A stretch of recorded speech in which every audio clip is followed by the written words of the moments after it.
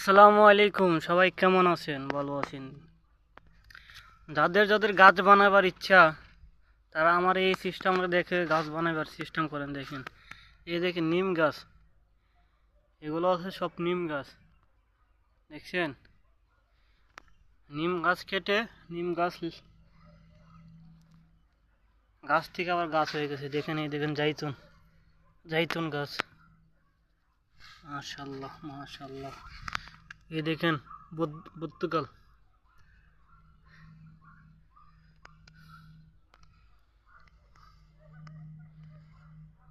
যাদের যাদের গাছ লাগবে এই সিস্টেমটা অবলম্বন করলে আপনার গাছ বানাতে পারবো অতি সহজে। গাছ আপনাদের কিনতে হবে না, ঠিক আছে?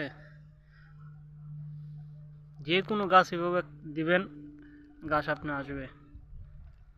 কত সুন্দর নিম গাছ দেখছেন।